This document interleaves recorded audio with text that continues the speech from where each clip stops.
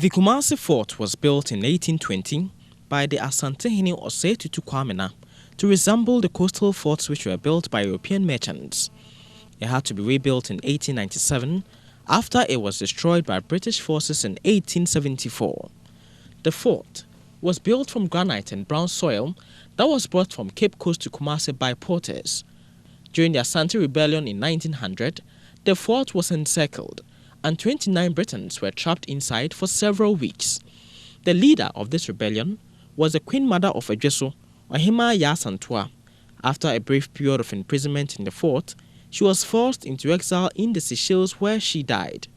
From 1952 to 1953, after the Second World War, the armed forces of the British colonial government took over the fort and converted it into a museum.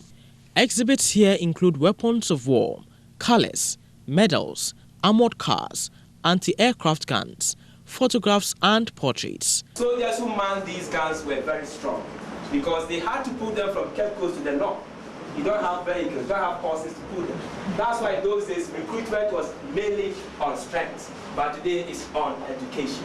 So as we go into this place, you see that the strength came from the north. In those years, only one man from the south, Saki. The rest were from the north. If you read about them, you realize that these people were very brave soldiers.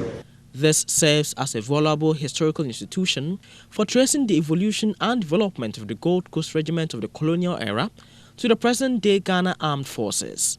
These are the military kits of Lieutenant General Kutoka and Ankra, the two gentlemen who led the 1966 coup. Here at the Kumasi Military Museum, these artifacts have been kept so that future generations can understand where Ghana has come from and where we are going.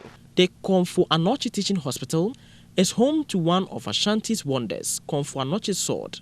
In the 19th century, Okomfo Anokye planted a sword in the ground and prophesied that no one would be able to pull it out of the ground.